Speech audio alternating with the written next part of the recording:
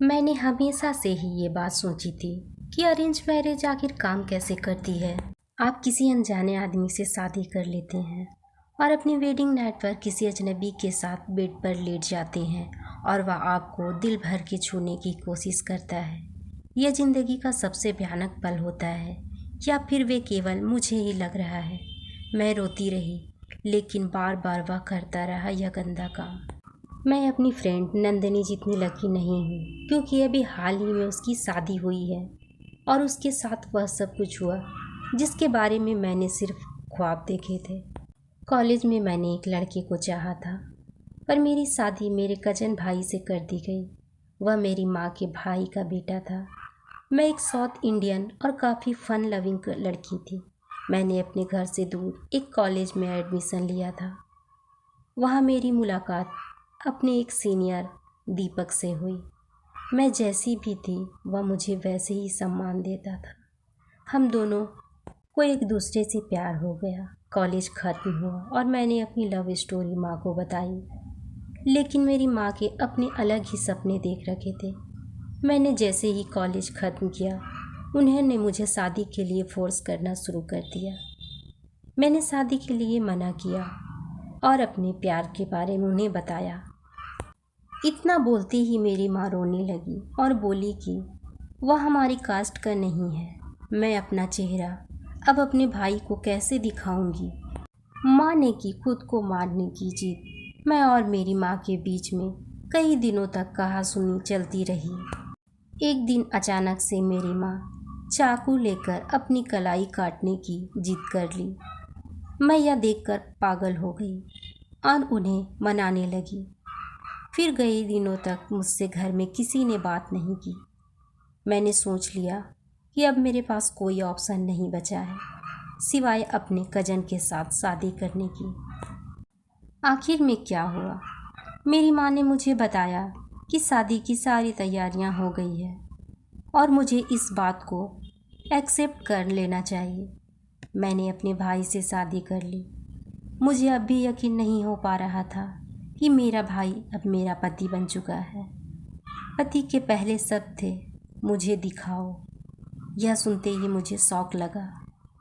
मुझे चिल्लाने पर मजबूर मत करो, उसने मुझे धमकाया। मुझे समझ में नहीं आ रहा था कि मैं क्या बोलूं। उसने मेरे कान में बोला, मुझे तुम्हारे पास्ट के बारे में सब कुछ अच्छी तरह से पता है। तुम्हारे ही कारण मेरे माता पिता ने मेरी शादी इतनी जल्दी में करवाई। फिर उसने मुझे अपनी पत्नी बनने को बोला।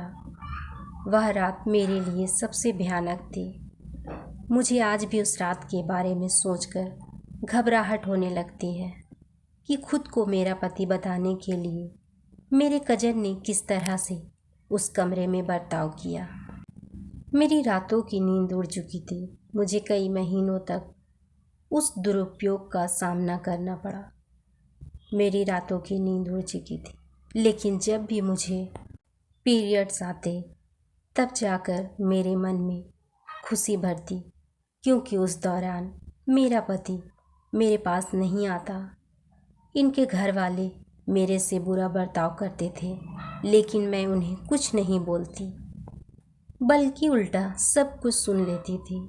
मैं घर से भाग गई।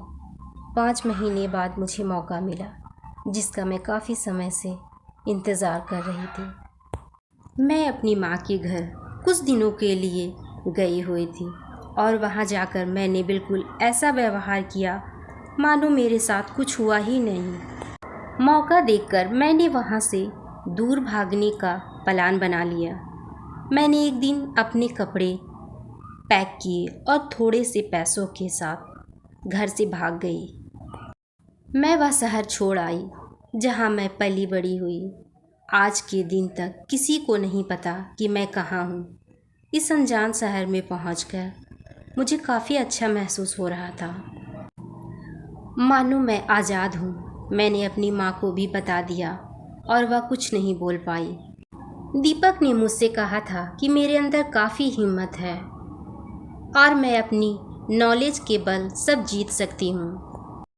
मुझे दीपक की बहुत याद आती है, लेकिन अब 2 साल बीत चुके हैं अब तक तो उसने शादी भी कर ली होगी। क्या हर किसी की अरेंज मैरिज इतनी ही बुरी होती है? तब से लेकर आज मुझे यहाँ आए 2 साल बीत चुके हैं।